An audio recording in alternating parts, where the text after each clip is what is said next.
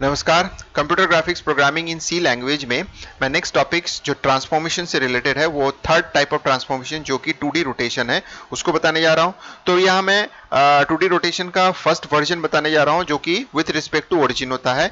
यानी जब भी हम बेसिक अप्लाई करते हैं रोटेशन वाला ऑपरेशन तो वो जो बेसिक ऑपरेशन होता है वो विथ रिस्पेक्ट टू ओरिजिन कहलाता है। और इसके एक और वर्जन होता है जिसको हम लोग बोलते हैं with respect to any pivot point. तो with respect to any pivot point में आप ओरिजिन वाला यानी इसको भी कंसीडर कर सकते हैं क्योंकि वहां पाइवट पॉइंट आपका कोई दूसरा होता है, लेकिन अगर पाइवट पॉइंट अगर ओरिजिन हुआ तो ये होता है। यानी पाइवट पॉइंट में ओरिजिन वाला भी जो वर्जन है वो अप्लाई होता है, आप उसको कंसीडर कर सकते हो। तो मैं यहाँ बेसिक प्रोग्रामिंग आपको बता रहा हूँ, यानी बेसिक जो 2D रोटेशन है उसको मैं बता रहा हूँ। जैसे आप देख सकते हैं इसमें आपके फिगर में आपको दिखा रहा है कि आपका ओरिजिनल ऑब्जेक्ट जिसमें रेड कलर में आपके वर्टाइसेस लिखे हुए हैं, ये जब 90 डिग्री में रोटेट होता है यहाँ पे तो वो इस तरह से आपका एक मूवमेंट दिखता है और उसके कोऑर्डिनेट कैलकुलेट होता है। तो ये कोऑर्डिनेट कैलकुलेट कैसे होते हैं, किस तरह से होता है, मैट्रिक्स मल्टीप्लिकेशन कैसे होता है, तो इन सब की जानकारी के लिए दोस्तों आपको मुझे ये बताना पड़ेगा कि आप मेरे जो पुराने मतलब पहले जो वीडियोस मैंने बना के रखे हुए इससे थ्योरी से रिलेटेड मतलब 2D रोटेशन से रिलेटेड जो थ्योरेटिकल एस्पेक्ट है, थ्योरेटिकल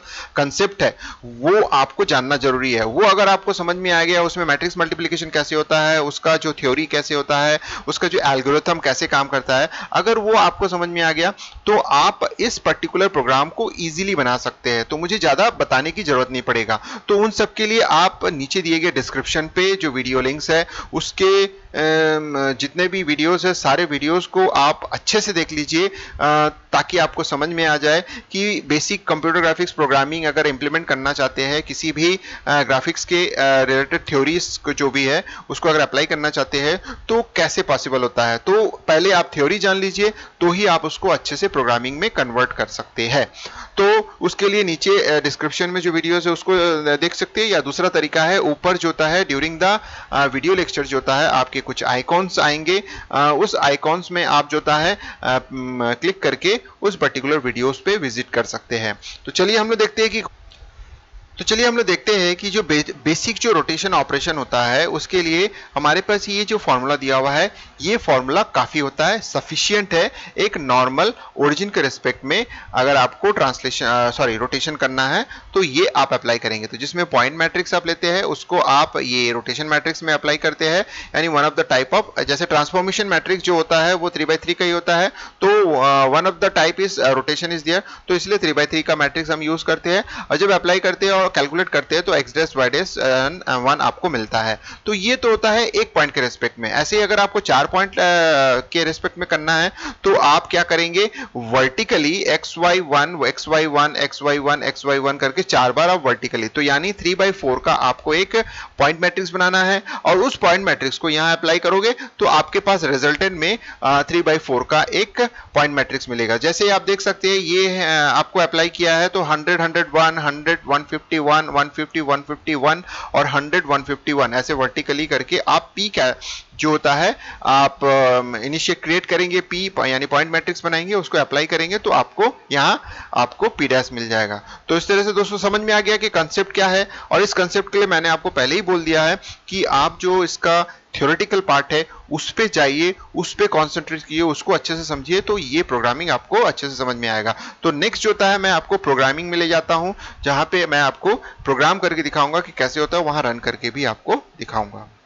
तो अब हम कोडिंग सेक्शन में देखते हैं कि कैसे होता है। तो जैसे कि टाइटल लिखा हुआ है 2D rotation transformation with respect to origin program, यानी इसको हम बाय डिफॉल्ट ऐसे बोल सकते हैं कि 2D rotation of any object और एनी पॉलीगॉन्स, यानी ये बेसिक रोटेशन जो है वो कोड यहाँ पे आपको बताने जा रहा हूँ। तो चलिए देखते हैं कोड कैसे होता है। तो graphics.h जो होता है हम लोग इस तरह से लिखते हैं, इसका पर्पस क्या होता है ये लिखा गया है। फिर उसके बाद जो होता है नेक्स्ट जो होता है conio.h लेते हैं, उसका यूज जो होता है getcs फंक्शन के लिए होता है। उसके बाद dos.h लेते हैं क्योंकि हम इसके जैसे डिले यूज होता है तो डिले के लिए हम यूज, क्योंकि एनिमेशन इफेक्ट देखने के लिए होता है। मैथ फंक्शन का यूज करता है क्योंकि इसमें साइन थीटा और कॉस थीटा का कैलकुलेशन है तो इसलिए मैथ्स का होना जरूरी है। साथ में फ्लोर भी यूज होता है जो कि मैंने यहाँ नहीं बताया, फ्लोर फंक्शन का भी एप्लीकेशन है, इसलिए math.h का यूज होता है। तो ये हो गया फर्स्ट वेरिएबल डिक्लेरेशन जो बाय डिफॉल्ट होता है। फिर रोटेशन मैट्रिक्स के लिए फ्लोट में डिक्लेयर किया, क्योंकि cos थीटा sin थीटा जो होता है वो डेसिमल वैल्यू रिटर्न करता है। उस तरह से हम पॉइंट मैट्रिक्स जो होता है इंटीजर में ले रहे हैं। q जो होता है रिजल्टेंट मैट्रिक्स है, यानी जो हमारा कैलकुलेशन होता है, कैलकुलेशन परफॉर्म होने के बाद जो वैल्यू है उसमें स्टोर करते हैं, यानी point matrix and scale matrix जिसको हम लोग बोलते हैं। फिर फ्लोट में हम जो होता है ए ले रहे हैं, sx, a मतलब होता है एंगल जो कि हम कैलकुलेट करेंगे, यानी उसका रेडियन वैल्यू हम स्टोर करेंगे। मैं आपको बताऊंगा कि रेडियन वैल्यू हम कैसे करते हैं, कन्वर्ट कैसे करते हैं। और सम जो होता है इंटरमीडिएट रिजल्ट के लिए होता है, जैसे रोटेशन ऑपरेशन के लिए। अब आई जे के जो होता है हम मल्टीप्लिकेशन के लिए यूज करते हैं, मैट्रिक्स मल्टीप्लिकेशन। इसमें आप देख सकते हैं एंगल नाम का एक वेरिएबल हमने यूज किया। एंगल मतलब हम कौन सा एंगल यूज करना चाहते हैं, फिर वो एंगल जो होता है रेडियन में कन्वर्ट होगा, जो कि ए में स्टोर होगा। तो ये हो गया। अब मैक्स एक्स ये जो होता है पर्टिकुलर स्क्रीन के कोऑर्डिनेट्स को डिफाइन करने के लिए, यानी X axis and Y axis के लिए होता है। इनिट ग्राफिक्स को इनिशियलाइज करने के लिए, और क्लियर डिवाइस जो होता है स्क्रीन को क्लियर करने के लिए। उसके बाद जो होता है कोऑर्डिनेट एक्सिस जो होता है हम इस तरह से इसको एक करते हैं, जिसमें मैक्स एक्स कैलकुलेट करते हैं। ये हो गया मैक्स एक्स। उसके बाद आप देख सकते हैं मैक्स वाई कैलकुलेट हो रहा है। उसके बाद जो होता है मिड एक्स हम कैलकुलेट कर रहे हैं, मिड वाई कैलकुलेट कर रहे हैं, स्क्रीन का मिड पॉइंट हमको मिल जाता है। इसके बाद जो होता है हम एक्सिस को ड्रॉ करते हैं, जैसे ये एक्स एक्सिस ड्रॉ हो गया, और ये जो होता है पर्टिकुलर वाई एक्सिस को ड्रॉ करने के लिए होता है। अब जो होता है हम एक्चुअल ऑब्जेक्ट जो होता है उसको जो है उसका कोऑर्डिनेट्स को असाइन करने जा रहे हैं। तो उसका कोऑर्डिनेट जो होता है पी में होता है। पी जो होता है बेसिकली हमारा इस पर्पस के लिए होता है, तो इसका कोऑर्डिनेट वैल्यू हम इस तरह से स्टोर कर रहे हैं। यानी ये जो एक लाइन में लिखा गया है ये वर्टिकली एक्चुअल होता है, यानी एक्स वाई जेड वर्टिकली लिखा जाता है, लेकिन इसको मैं रो में शो कर रहा हूँ। तो ऐसे करके हम 4 रो लिखेंगे, यानी 4 वर्टेक्स को हम एक रो में शो कर रहे हैं, लेकिन ये रिप्रेजेंट हो रहा है। आप अगर ध्यान से देखेंगे इंडेक्स नंबर को, तो ये आपको पता चलेगा कि ये वर्टिकली हम लिख रहे हैं, यानी एक कॉलम को लिख रहे हैं हम। रो फॉर्म में शो हो रहा है बट कॉलम में एंट्री हो रहा है। अब हम ड्रॉ करेंगे, यानी जो हमने असाइन कर दिया पी को उसको ड्रॉ करेंगे स्क्रीन में। तो एक लाइन हम उसके साथ ड्रॉ करेंगे कि एक ओरिजिन से एक लाइन दिखना चाहिए, कि कनेक्टेड लाइन दिखेगा, जिससे रोटेशन होगा तो वो लाइन उसके साथ कनेक्टेड रहेगा। ये हो गया। अब एक छोटा सा एनिमेशन के लिए, थोड़ा सा टाइमिंग के लिए हम डिले फंक्शन यूज कर रहे हैं। अब ये लाइन बाय लाइन हम ड्रॉ करेंगे। तो ये एक कोड लिखा गया है, पहले भी मैंने बहुत बार इस कोड को अप्लाई किया है, तो उस कोड को आप अगर देखेंगे तो आपको समझ में आ जाएगा। तो देखिए ये डिले फंक्शन एनिमेशन के लिए, ताकि आपका जो लाइन है जब ड्रॉ होगा तो एक एनिमेशन इफेक्ट दिखेगा। अब जो 2D रोटेशन जो ट्रांसफॉर्मेशन है उसके लिए हम यहाँ पे सबसे पहला जो होता है, अब एक्चुअल हमारा जो मल्टीप्लिकेशन परफॉर्मेंस यहाँ होने वाला है, तो उसके लिए हम रोटेशन मैट्रिक्स को इनिशियलाइज करेंगे। तो देखिए पहले एंगल हमने ले लिया, हमारा जो मूवमेंट होगा वो 90 डिग्री का है। अब इस एंगल की वैल्यू को हमको जो होता है जैसे कन्वर्ट करना है। कन्वर्ट मतलब है कि असाइन करने के पहले, यानी रोटेशन मैट्रिक्स में cos theta and sin theta को कैलकुलेट करने के पहले, और उसके बाद रोटेशन मैट्रिक्स में ट्रांसफर करने के पहले हम उसकी वैल्यू को जो डिग्री होता है डिग्री से रेडियन में कन्वर्ट करते हैं। तो जैसे हम डिग्री से रेडियन में कन्वर्ट करेंगे तो उसका फॉर्मूला होता है angle into phi divided by theta, sorry phi divided by 180 degree होता है। तो फाई का मतलब होता है 3.14, सॉरी फाई मतलब पाई, फाई नहीं है पाई, पाई इज इक्वल टू 3.14 होता है, यानी 22/7 होता है। उसको हम अप्लाई करते हैं। अब उसमें रोटेशन मैट्रिक्स में जो हमारा होता है cos थीटा साइन थीटा, यानी अब थीटा की जगह मैंने ये इस्तेमाल किया है, तो theta is nothing but the radian value of the angle. वही चीज हम मैट्रिक्स में कैलकुलेट करके स्टोर कर दे, इनिशियलाइज हो गया। अब ये मैट्रिक्स जो होता है, अब जो भी है जैसे बिटवीन जो होता है स्केलिंग, सॉरी यहाँ स्केलिंग नहीं है, वो एक्चुअली रोटेशन है, उसको करेक्ट कर देंगे बाद में। तो ये फॉर लूप हमारा जो होता है, फॉर लूप सेम एज है, जैसे रोटेशन मैट्रिक्स है और पॉइंट मैट्रिक्स से अप्लाई कर रहे हैं। फ्लोर फंक्शन यूज हुआ है, इसलिए math.h का भी इसका इस्तेमाल इसलिए होता है। अगर आप फ्लोर फंक्शन यूज करते हैं और math.h इंक्लूड नहीं करेंगे तो अनप्रेडिक्टेबल आंसर आएगा। तो यहाँ देखिए draw the edge of the scaled object लिखा हुआ है, तो ये स्केल्ड ऑब्जेक्ट नहीं है, एक्चुअली ये रोटेटेड ऑब्जेक्ट है। एक्चुअली कॉपी पेस्ट में ये कभी कभी ये गलतियां हो जाती है, तो इसको आप करेक्ट कर लेंगे स्केल ऑब्जेक्ट में, नहीं तो लास्ट में आपको करेक्ट करके दिखा दूंगा। अभी फिलहाल मैं एक कंसंट्रेशन कर रहा हूं कि जो कोड है उसको मैं आपको शो करते जाऊं।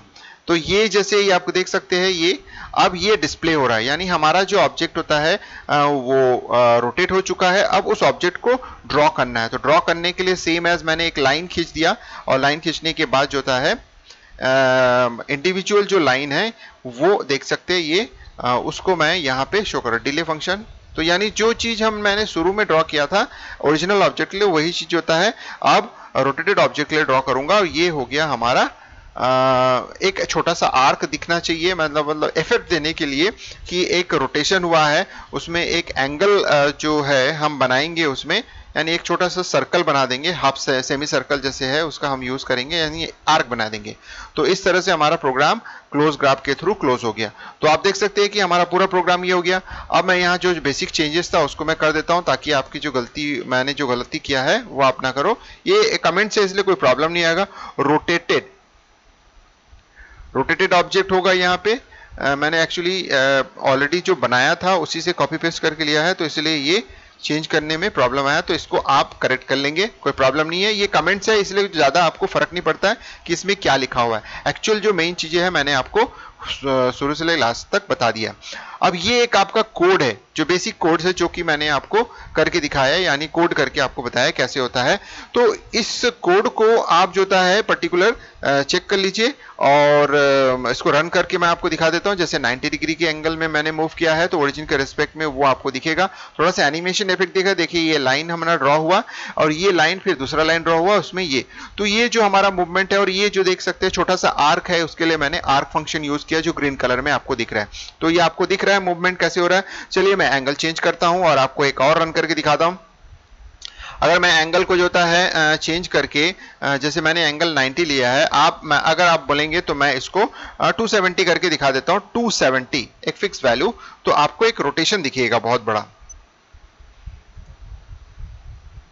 तो चलिए देखिए ये फर्स्ट ड्रॉ हो रहा है, अब इसके बाद जो दूसरा ड्रॉ हो रहा है। अब ये जो दूसरा ड्रॉ हो रहा है 270 डिग्री है, तो ये आपका रुका नहीं है। एक बार फिर से मैं आपको दिखा देता हूँ। कभी कभी ये जो होता है रुकता नहीं है हमारा स्क्रीन, तो उसको सेकेंड टाइम रन करने से आपको समझ में आया। तो चलिए देखिए ये आपको ड्रॉ करके दिखा रहा है ये। तो आप देख सकते हैं आर्क बना है। तो ये जो होता है टोटली वो 270 डिग्री मूव कर दिया। आप इसको कैसे भी कोई भी वैल्यू आप दे सकते हैं, कोई प्रॉब्लम नहीं है। अगर मैं इसमें बोलता हूं कि 190 डिग्री मूवमेंट होना चाहिए, चलिए मैं 190 डिग्री मूवमेंट करा के, या 200 डिग्री मूवमेंट मैं करा के दिखा देता हूं आपको। इसको सेव कर लीजिए, रन कीजिए, 200 डिग्री का मूवमेंट आपको दिखेगा।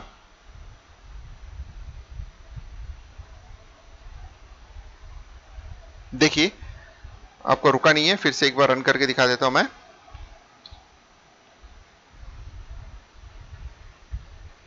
तो एक आर्क दिखेगा इफेक्ट देने के लिए, यानी नेचुरलिटी जैसे हमारा होता है वो क्रिएट करने के लिए मैंने यहाँ पे देखिए ये आर्क। तो ये आपका हो गया। तो अब ये कोड करने के बाद कोई भी वैल्यू अप्लाई करके आप चेक कर लीजिए, क्या आपको समझ में आ जाएगा कि कैसे करके आप मूव कर सकते हैं। तो चलिए दोस्तों, अगर ये वीडियो आपको अच्छा लगा तो, और अच्छे से समझ में आया है, अच्छा लगा तो वो तो बट नेचुरल बहुत अच्छा इंटरेस्ट भी आएगा जब आप इसको अप्लाई करेंगे। अगर समझ में आ गया है तो लाइक कीजिएगा, कमेंट्स में जरूर लिखिएगा कि कैसा लगा। अगर कोई भी प्रॉब्लम है तो आप मुझे कमेंट्स में रिप्लाई कर सकते हैं, और ज़्यादा से ज़्यादा शेयर कीजिएगा, और जितना हो सके कि मेरे चैनल को सब्सक्राइब कीजिएगा, और दूसरों को भी बोलिएगा कि सब्सक्राइब करें, ताकि जो नेक्स्ट एजुकेशन से रिलेटेड जो भी सब्जेक्ट से रिलेटेड जो भी आपके पास टॉपिक्स है, जो भी मैंने वीडियो अपलोड किया, ताकि लोगों को फ्री में वो अवेलेबल हो सके और इससे ज़्यादा से ज़्यादा नॉलेज वो गेन कर सके। तो चलिए दोस्तों, इस वीडियो को लास्ट तक अच्छे से समझने के लिए और देखने के लिए धन्यवाद।